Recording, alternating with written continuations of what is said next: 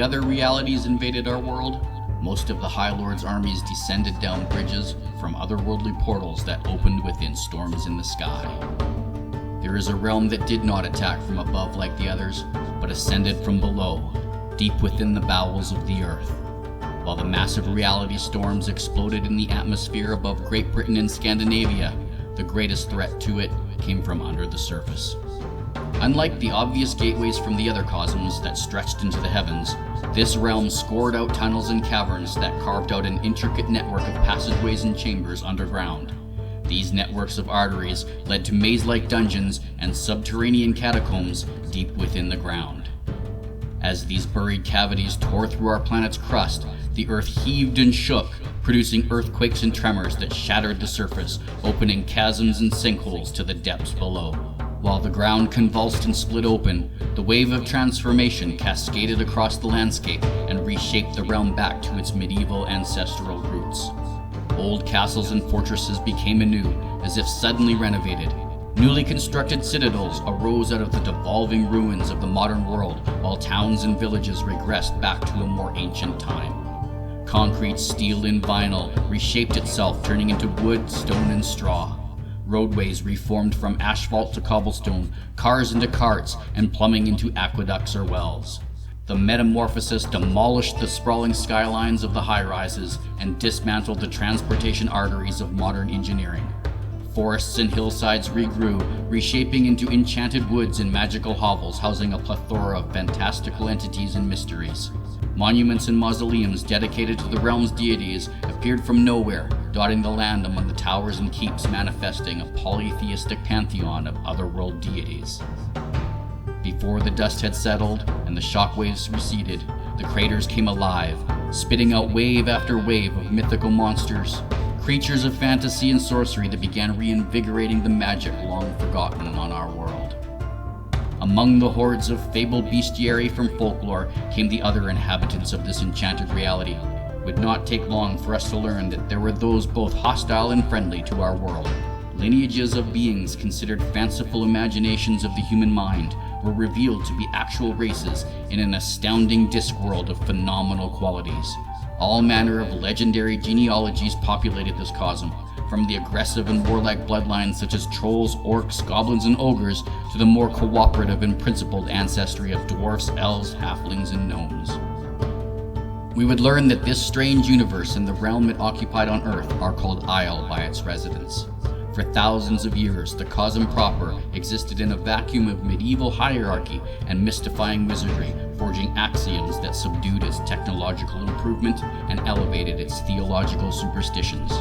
Although its spiritual attunement is not as evolved as the living land, it is enlightened enough that the Celestials of Aysle interact regularly with their faithful and have the power to bestow a variety of miracles upon their worshippers. Without question, the greatest power of Aysle is its dominion over magic, as it is more powerful here than in any other realm previously discovered. It is such a substantial influencing force that it is not just an advanced axiom level that guides this reality, but the core principle of this realm's world laws.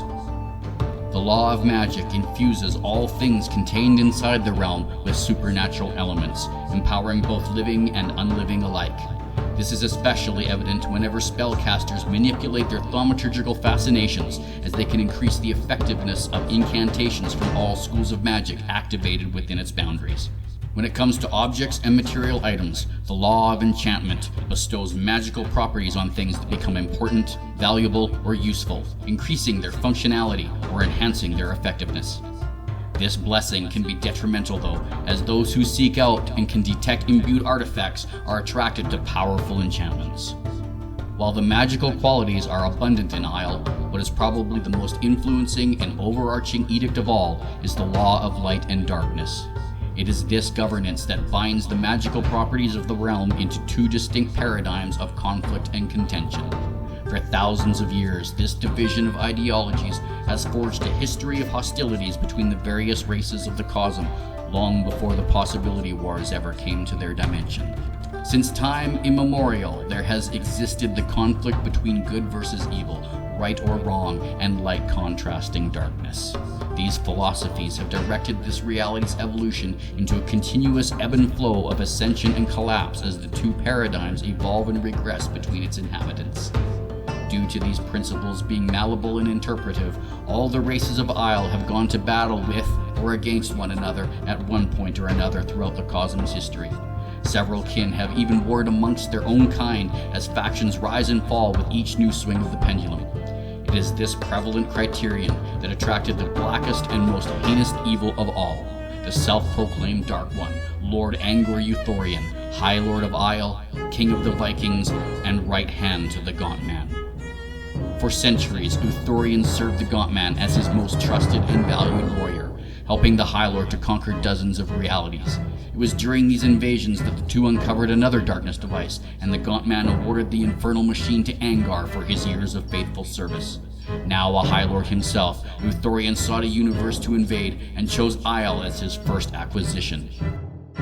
Embracing the law of darkness, it did not take long for the High Lord to find accomplices, servants, and conscripts to fall in line and assemble an army for him to command. With his congregation of darkness, the High Lord overthrew the Cosm and gained dominance over the light. It is this culling that has forced the once opposing races to unite against their common enemy, who has all but wiped out most of the bloodlines that exist there. Despite the High Lord's hold over the domain, there is still light and goodness left in the realm, and those who are committed to seeing it shine across their world once more. The inhabitants of Aysle have not come solely to aid us in our fight against the invasion of Core Earth, but to gain allies in their own war against the very same invaders. Storm Knights from this feudal society are either transformed into a medieval archaic representation, reminiscent of Earth's Dark Ages, or become a part of one of the mythical races of fantasy. Storm Knights from the Cosm have come to either aid our reality in fighting the High Lords here, or recruiting others to fight them in their universe. In either case, the Defenders of Light hope to turn the tide of battle and bring hope and goodness to all worlds touched by the darkness. It is in Aysle where you will find all the wonderment of myth and fantasy, swords and sorcery, dragons and dungeons. It is up to you to decide what race you are born into and the profession or trade you chose to pursue. Countless combinations allow you to become an assortment of representatives from this realm, such as a dwarf hunter, elven warlock, human paladin, half-folk rogue, or any other fabled personality you can imagine. It is time to adventure in a place full of mythical creatures, mystic landscapes, and mighty fortresses, while you use your unique abilities of magic and miracles to help save Core Earth and Aysle from the might of the dreaded and powerful High Lords.